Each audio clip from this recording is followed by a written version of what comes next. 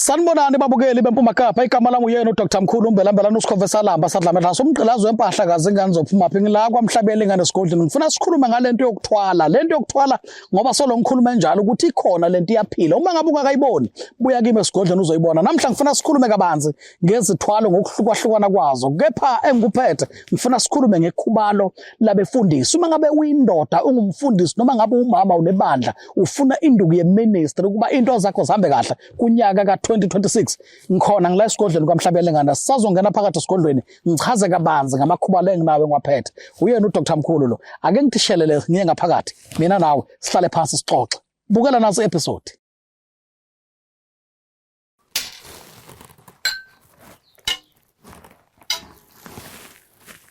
Ngishilo babukeli bempuma Kapa ngathi siyongena ngaphakathi esigodlweni namhla ngifuna sikhuluma ngezithwalo zokuhlukahlukana kwazo enginazo engiziphethe futhi ngiyohlala ngikhuluma ngokuthwala ngoba abantu abaningi solo namanje aba-understand ukuthi ukuthwala kukhona kekho umuntu ophumelele ongenawo amandla a-extra.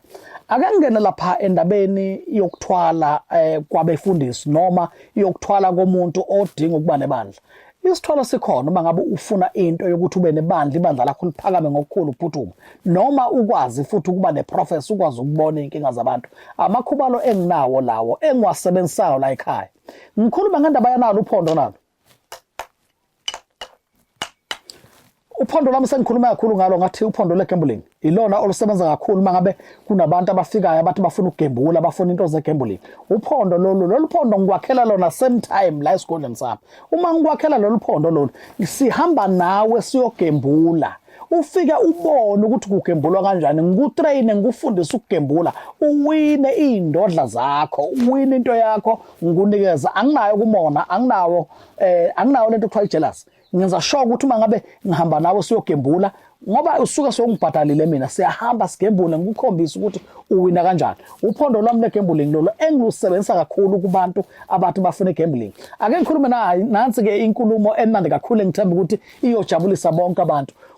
Lo nyaka ka 2026 January February March wonke umuntu othi ufuna ukuyogembula ngicela ukuthi angifonele kunazi inombolo kunomnikelo owubekile awukhokhi kunomnikelo obekiwe hayi ukuthi uyabhadala cha awukhokhi kunomnikelo obekiwe isizathu yini na abanye abenu kumbula kwembeso abafuna ukuhambisa izingane ekoleni abana mali abana lutho kumbula kwembeso kungakho ke ngidecide ukuthi January February March abantu abeze nomnikelo othile engeke ngudaluleke ku media eze kimi umuntu ngimnikeza uphondo sambe siyogembula naye akwazi ukuthi abuyisele izingane ekoleni akwazi ukwenza izinto unyaka uqala lokho inhlanhla ke engandele bani kukuwe ukuthi uyathanda noma uthanda uma uthanda ungangifonela kulezi nombolo zami evela ku screen nazi inamba ziyavela ku screen uyongithinta kuzo lezi namba uze kimi sihlale phansi ngikwakhela uphondo uhambe siyogembula uhamba nami futhi kukuwe ukuthi ufuna ukuhamba nami hambe ngikukhombise kule casino engiyisebenzisayo sikwazi ukuthi sigembule so ngiqonda ukusho ukuthi kulonyaka lo ka 2026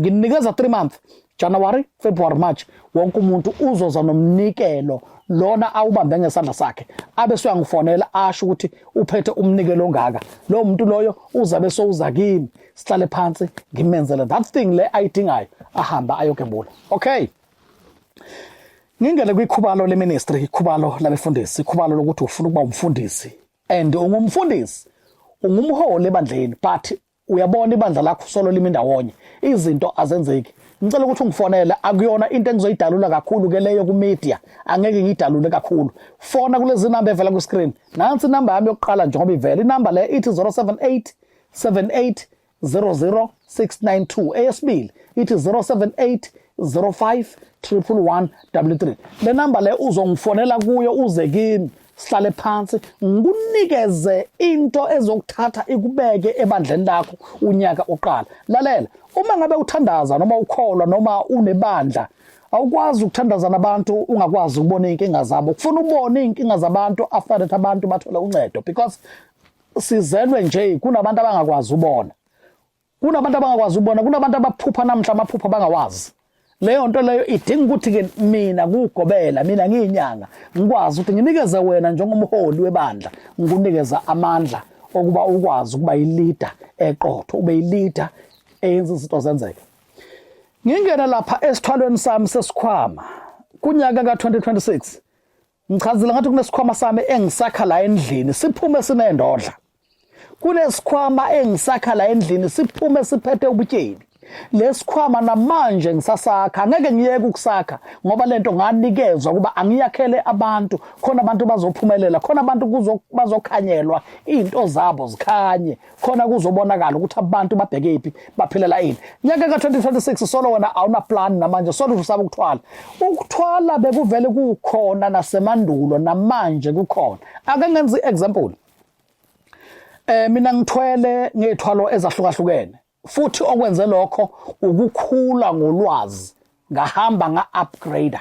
Uku-upgrader kwami ikona okwangenza ngingene ku-Illuminati 1, ikona okwangenza ngingene ngihambe ngiyojoyina inkolo yevudu, ngangena kwivudu. Esinye isithwalo leso ungezwa makukhulunywa ngevudu, ucabanga ukuthi makukhulunywa ngevudu kukhulunywa ngani. Ivudu iyisithwalo sangaphandle emazweni. Nigeria, Ghana, Benin, Angola basebenzisa ivudo. That's why kuye kubona umcimbi okuthiwa ivudo ceremony. Lapho isithwalo leso enginaso la ekhaya, okungawo ukuthi ngihambe ngarecognizwa ukuba angibe nebandla elizosebenza ngako ukuthwalisa abantu la eMzansi Afrika or internationally.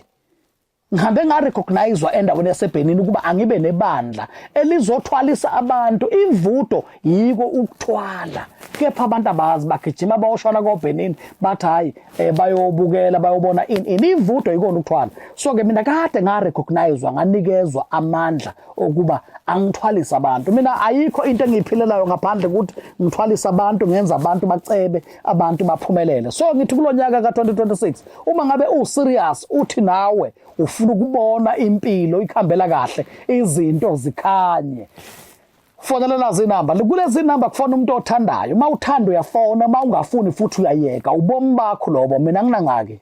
Mina ukwami konke kuhamba kahle. Umndeni wami ukhamba kahle, into zami ziyakhanya. Konke ngiphila butepu. So ke ngiqonda ukusho ukuthi amandla ngawalandela wena ukuthi izinto zikhanye. Nalo uphondo lwami legambling. Uphondo legambling sengikhulumile ngalo. Ngikhuluma ngesikhwama sami engisakha la endumbeni, siphume siphethe indodla. Abahlakaniphile ke ngithi uma ngiqeda ukwakha lesikhwama athi umuntu asambe siye egarage siyofuna imoto. Akunangxaki nalapho, ngithatha wena sambe siye egarage siyofuna imoto, ubone ukuthi lento engikwakhela yona iyathenga yini na. Ayikho into emnandi njengokuthakatha, ayikho into emnandi njengokuloya, ayikho into emnandi njengokuthwala ngoba uthwele wenza into le ofuna uyenza, wenza into le oyithandayo ngesikhathi ofuna ngaso. Why na? Isuke unamandla extra. Kunabantu ababhizi kumanje abathi hey mina sengigijima kakhulu kumathenda, ngigijima kumathenda kumanje ngisubmithile ama-document, kuphuma i-document kuphi. Why na? Bayokuthatha kanjani ungenawo amandla extra? Uyaqina uma uyindoda uthi uma uya kwi-briefing kubonakala ukuthi ngempela ufikile usibanibani. Awuvele ungene nje. Iy'ngane zakweminye imizi zihlamba ngamayeza, wena uhlamba ngamanzi nesepho, ucabanga ukuthi uzaba right. Ngeke kube right. So ngifuna ukusho ukuthi understand ukuthi ayikho imoto ehamba without petrol, ayikho imoto ehamba without diesel. Yonke imoto ehamba nga something okuyiphushayo, kuba na something. So ke wena uma uthi uzophila nje normal nje, uyothandaza, uyawuzugobe kuyoqala unyaka January to December ingekho into oyenzile. UDr Mkhulu okhulumayo umbelambela uSikhova sadla mehla umgqelazo wempahla kaze ngani zophuma pha kwiMpuma Kapa TV channel 260. Uyena uDr Mkhulu sila kwaMhlabi yalingana esigodlweni, sila esigodlweni sami. Kunendawo la ekhaya, la kwa Dr Mkhulu. Ngicabanga ukuthi nisazolibona ibhodi ngizonivezela lona nilibone kahle, nifunde kulo ukuba la ebhodini kubhalwe ukuthini. Kunendawo yami la ekhaya okungakhokhwa kuyo, ongena nje uzonikela, uxelele lamadoda. Kunendoda ekhona ekhulumayo la endombeni yami. Khona indumba besecelene ngeke ngiveza. Kunendoda ekhulumayo, ungena la endombeni ubike inkinga zakho ikuphendule yona le ndoda. Uyayibona ke le ndoda inde eminyama ihlala lapha phakathi. Ungena ukhulume nayo le ndoda, uyibikele inkinga, niphendulane, uyinikeze umnikelo lo okumele uyinike wona kuphela tu. Indoda engeke ngiveze kwicamera isanda ukubuya, ibuye endaweni yaseBenin la ibuya khona. Mina ngiyahamba ngikhangela uncedo ukuba akuzona zonke izinto engizokwazi ukuzinyanga, akuzona zonke izifo engizokwazi ukuzinyanga. So that why unyaka nonyaka ngiyahamba ngikhangela uncedo, ngikhangelela abantu bakuthi ukuba bakwazi ukuphila impilo engcono. engenakho kumele ngikuveze kuba lokhu anginako, but enginako kumele ngikuveze. Njengoba ngikhuluma ngokuthwala, uma kukuthi ufuna ukuthwala uphumelele, buya kimi. Angufihli lokho, mina ngathwala, ngiyakudalula namanje. Isithwalo sami akusona isithwalo esisebenza ngegazi. Akusona isithwalo esisebenza ngegazi. Uza kimi ngikuthwalise ubone ukuthi ngikuthwalisa ngani. Isithwalo sami sisebenza kanjani? Asisebenzi ngegazi. Isithwalo segazi asinampumelelo. Umcebo wegazi awunampumelelo. Esami isithwalo awusicheleli kwanto, awucheli kwanto. Ngikwakhela nje indoda amadoda ephakama khona semtime la endumbeni. Ubone imangaliso zenzeka. Ngithi kini abantu bakithi uma ngabe kukhona umuntu othi ufuna ukuthwala, ufuna amandla extra, ufuna into zakhe. So la nje unyaka uqala abantu bazohamba bayofuna imisebenzi. Abangifonele kunazi inamba evela ku screen. Kunendawo lapho kunikela khona abantu abangathathi intweni. Kunendawo lapho kunikela khona abantu abahamba bayofuna imisebenzi. Kule ndawo uyanikela ube sunikezwa amakhubalo nje amancane ozohamba ngawo uyofuna umsebenzi. Umholo wakho oqala kufuna ubuye uze uzobonga, uhlephula kuwo lo mholo ubuye uzobonga la ekhaya. Indawo yami nje leyo lapho kunikela khona wonke umuntu. So ke ngiqonda ukusho ukuthi bangabe kulonyaka uthi nawe uyaphuma, uthatha isikhwama zakho uya kwela seKapa, uthatha isikhwama zakho uya koMthatha, uthatha isikhwama zakho uya ko Cape Town, uya ko Gold, uya kuphi la uya khona, uya ko Limpopo, uya ko Polokwane. La uya khona ngingajabula uma ngadlula kule ndawo yami, udlula ukhuleke ukhangela uncedo, ucela ukuba yini la oyifunayo, ufuna ukuyophangela kuphi, ufuna ukuyosebenza kuphi, ubone ukuthi into zakhe angeke zikhanyele. Mina angisebenzi futhi umsebenzi akufuni. Kungakho ngakhetha ukulanda lamadoda ukuba ngilekelela abantu abafuna umsebenzi. Angeke ke siumbe ndawonye, awumbiwa ndawonye. Number 2, angeke senze into efanayo sonke. Siphiwe ngendlela ezingafanani, sinesibindi ngendlela ezingafanani. Khona amagwala engifuna ukusho namhla, ngifuna ukusho lokhu kulonyaka ka2026. Ake ufunde ukuvala umlomo uma uphuma uyokhangela uncedo. Uvala umlomo uma uphuma uza kimi ulanda amandla uthi uzothwala. Vala umlomo. Uyeke ukumemeza, because ngalesikhathi umemeza ikhala kokwenu livele lingcolile, liphelile, libolile. Why na? Kade lafakwa izipokwe. Lezo izipokwe zilalela whatever oyiplanayo ukuthi uzawuyenza kulonyaka. Whatever oyikhuluma ngomlomo wakho, izipokwe zakuni lezi abazifaka lapho umakhelwane bakho sezivele zivalile kwasana. Akukho nto ozoyenza yenzeke. Uzowathola amayeza a-strong but awuzuphumelela. Why na? Wena ucela kakhulu before uphume phakathi kwekhaya. Awuthethi uma uhamba uyokhangela uncedo. Vala umlomo wakho, thatha izikhwama zakho uphume. Khulume ngenhliziyo kuphela. Usho uba ukhangela uncedo uyocela ini nani, uya kusibanibani, uya ku Dr. Mkhulu uyofuna lokho nalokho. Ngicela ukuthi abantu abafundi ukuvala umlomo uma usaphuma uyofuna uncedo, ngoba awukhulumi. Nihleli nje emakhaya, nihleli nezilwane, nibelethiswa izilwane, nibelethiswa imithwalo emibi. Lezo lwane zilalela whatever oplan uyenza. Kungakho nale ndlu wayiqala wathi uzoyigqiba kulonyaka, awuzange wayigqiba. Why na? Solo izipokwe zikumele ngenhla. Ayizuphela le ndlu, awuzukuyirutha ngenxa yani na. Ucela kakhulu, uthetha kakhulu before wenza into. Kwimpuma Kapa TV channel 260 uyena uDr. Mkhulu okhuluma inyanga enkulu yakwaMhlabi yalingana like KZN. Uyena umbelembela uSikhova Salamba sadla mehlaso. Akekho omunye. Abakhona bazenza mina bodaka. Abakhona bazenza mina. Na indoda amadoda solo ngayithola lento namanje solo ngisebenza ngaso liyaphila. Ngathwala mina. Bathi abantu ushonile. Akusoze kwenzeka mhla kuzohamba mina kuyosuka omkhulu umoya emhlabeni. Ila kuzobonakala khona ukuthi kuhambe indoda yamadoda. Kumnandi kuloya. Mbukele eMpuma Kapa ake ufunde ukuloya, ukwazi uloye uphumelele, ungaloyi uhlukumeza abantu, into zakho zingahambi kahle. Loya ube rich, into zakho zikhanye ufana nami phela. Uma uthakatha kahle, into zakho zikhanye. Ngifuna ukukhuluma lokho uma ngabe ufuna induku yebandla iza kimi. Ufuna induku yeministry iza kimi, sihlale phansi. Ngizakunikeza lento anginawo ubona. Ufuna induku yamathenda, uthi ngibhizi ngaza amathenda.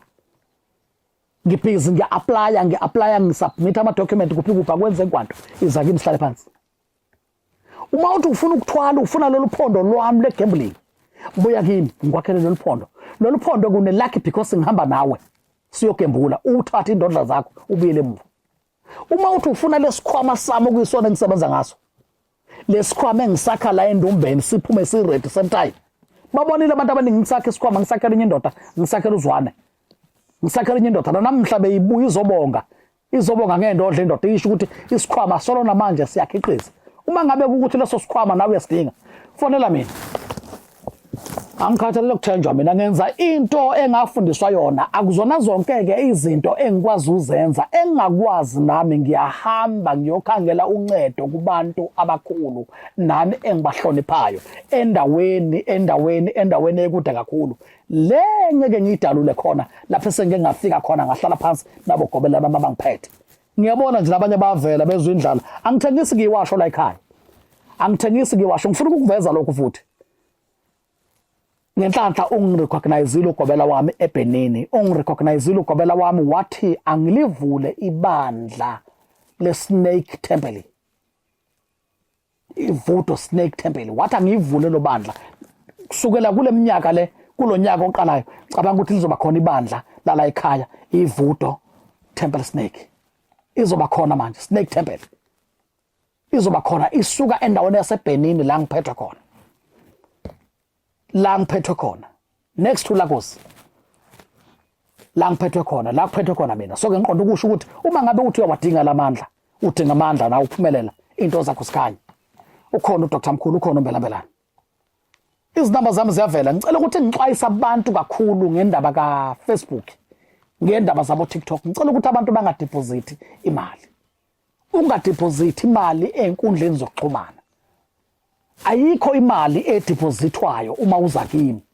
Angibhukhwa mina ngemali. Uma uza kimi uyafona unikezwe ama direction. Uze kimi akukho mali okumele uyifake, cha. Ngicela ningakwenzi lokho. Baningi abantu abafika la ekhaya bakhala bathi deposit imali, sifaka imali kunansi account number. Ngicela ningakwenzi lokho please. Ningakwenzi lokho. Umuntu ofuna mina uza kimi. Phumani ku Facebook, phumani ku TikTok. Kunabantu abasebenzisa igama lami lapha. But kulonyaka ngibanika uDilika Jele labo abantu engabagweba abezuphuma. Ngibanika uDilika Jele kulonyaka lo because umuntu owenza into embi kufanele umjezise. Kunabantu abasenkingeni kumanje. Kunabantu namanje abasenkingeni abangazi uba uphuma kanjani. Lezo nkinga ngiyakwazi ukukhipha. Engeke ngizimenshine ukuthi ezani ngoba kuyothiwa sengilusana nombuso. Kodwa uma ngabe kunenkinga obhekane nazo, buya ngukhiphe. Uphume ubuye ube fresh uzale kabusha into zakho sikhanya. Phela mina into engayithwalela ngathwalela ukuthi into zami zihambe kahle. Uma ngenza labantu into zabantu zikhanye, kungabi khonto ezophazamisa izinto. Uyena uDr Mkhulu lo Mbelambelane uSikhova Lamba sadla mehlaso. Kulonyaka nenhlanhla kakhulu ke, kulonyaka nenhlanhla kakhulu kunekhubalo lami, kunebhodlela lami kuyilona elisebenzayo uma ngabe ufuna ukubethelelwa umuzi noma kumele ngiyobethela umuzi. Ulanda lelo bhodlela lelo ke ulithatha uyolifaka phakathi kwekhaya. Yimina engikutshela ukuthi ulifaka kuphi, uzobona ini ngaleso sikhathi. Phela tu angisayi nokuyobethela umuzi, sekuphuma nje ibhodlela lami lihambe liye khona phakathi kwekhaya. Ucace kubonakala ukuba yini le ezokwenzeka phakathi kwekhaya. Phela ubuthakathi nemagic sekuhamba into zami ziyoklina kulelo khaya, hayi mina. Sekuhamba into zami ziyoklina kulelo khaya. Mina ngihleli la. Kuyazenzakalela nje manje. So kusho khona ukuthi uma ngabe uthi ufuna uncedo, uyabona into zakho zihambi kahle, fonela kulezi namba evela ku screen. Niqaphele ama numbers, niqaphele ama number aqala ngo-072 naqala ngo-06. Akuzona inamba zami lezo. Ezami inamba nazo zivela ku screen. Nansi oqala ngiyaphinda ngiyabiza futhi. It is 078 7800 692. Eyesibili 078 05 11133. Inamba zika Dr Mkhulu lezi ezikambelambelana uSikhova Lamba sadla mehlaso kwiMpuma Kapa TV channel 260. Uyena umgqelazo wempahla lo. Kunebhodlela lami elisebenza kakhulu kubantu besifazane. Angeke ngidalule kakhulu, kodwa uba umuntu wesifazane ukuthi uyambona uJoe uyakuphunyuka. Uyambona uJoe ukuthi uyaphunyuka njengamanje, uyabaleka lo mfana. Ufona kulezi namba evela ku screen. Nawe futhi uyindoda uma ukuthi uyambona ukuthi nangu uyabaleka njengamanje, nangu sohamba nabangcono. Fonela mina kulezi namba evela ku screen. Okuningi angeke ngikudalule ngalelo bhodlela. Uze kimi sibone ukuthi yini le engizokunikeza yona. uhambe ulisebenzise abuya gijima ahlale phansi. Awukwazi ukhipha inkomo engaka ukhiphela abanye abafana. Khiphela abanye abafana bazomthatha ngebhega. Akwenzeki lokho. Uma windoda uyasibiyela sakhe isibaya. Sibaya siyabiywa. Sibaya siyabiywa. Kwakwazi ukungena abanye abafana bakomunye umuzi bazongena esibayeni sakho. Isibaya siyabiyelwa. Uyifunga sibiyanga isibaya ziyofohla. Ziyofohla. Lokho intshwane ezincane nje engizenzayo ukulekelela abantu labo nalabo abafika kimi bekhala ngibalekelela ngale yonto. Kodwa ngikuphethe kakhulu. Ngidila nomuntu ofuna ukuthwala mina. Ngidila nabantu bempumelelo. So kunyaka ka2026 angizimeselanga ukuthi nawe usale, abantu basale bangezi ukuzolanda into zabo. Ngila esigodlweni kaMhlabele ngana ufaka imali uza kimi ngikwenzele la mina. Isitholo sami phela mina ngakhuluma ngathi mangichaza mangithi inyoka inamandla kakhulu bathi abantu hayi kunjanjani. Inyoka inamandla. Isithwalo senyoka isona sinamandla kakhulu esenza izinto zenzeke. Isithwalo senyoka sinamandla. So makukuthi uyayidinga le nto hayi ukuthi ngikunikeza inyoka uyibone face to face. No. Lento ifakwa emzimbeni kuwe ucatshwa ngayo lento ibese iyakhuluma whatever oyidingayo. Ubikela yona ngoba kunesigubhu engikunika sona ofika utshele sona ukuthi ufuna lokhu nalokhu unyaka uqala ufuna ukwenza lokhu nalokhu ila uzobona khona into zakho sikhanya ubone ukuthi emhlabeni bakhona abantu bathakatha. Umhlabele ngani umkhanya kude wonke ngumeleke ngesimo salo umsebenzi wokwelapha. That's why ngabekwa kwathiwa ngumongameli wezinyanga zonke zokwamhlabele ngani. Ngabekwa kwathiwa umongameli mina. Ngabekwa libalele mina kapha. Ngabeka kwathiwa umongameli uye lo omela belaphi bendabuko omela izinyanga zonke. Why na zazikhona phela inyanga imphuphe zonke. Kwathi uma kubuya mina emazweni kwaphupha kwasala. Angeke ke nami ngikhompithe nomunye. Angifuni ukukhompitha nomunye umuntu. Uma ngabe useceleni kwami uzawuphupha vele kumele uphuphe. Kumele uphuphe ungasebenzi ubuzo osebenza kimi. Njengoba nawe uma unebandla ufuna omunye umfundisi azovula ibandla eceni kwakho. Uvula kanjani ibandla? Ufuna kubonakala inkunzi ukuba ubani inkunzi la. Asitholeni madoda, mawuthi ufuna ukuphumelela. Buya kimi, sihlale phansi. Anginamona. Ngiyayikhipha imfihlo ngikunikeze imfihlo. Mina angisabi, angisili igwala. Angisabi kungakho ngakwazi ukuphekwa, ngaphekwa netshe. Ngapheka netshe lavuthi itshe ngasala mina. Lavuthi itshe ngasala. Wakwalibona itshe livuthiwa kwazi ulibona. Libuze kimi ngikutshela ukuthi itshe uma livuthiwe kwenzakalani liba kanjani. So ke ngapheka netshe ngangena esizibeni okungamele ngene kusona. Abathi akuphunywa khona uma ungena khona awuphuphi. Kepha ngakwazi ukuphuma. So ke ngifuna ukusho ukuthi uma ngabe uthi ufuna ukuthwala la ekhaya ngithwalisa mina ngayo yonke into ofuna ukuyithwalela. Uma uthi ufuna nje umcebi ikakhulukazi ngidila nempumelelo.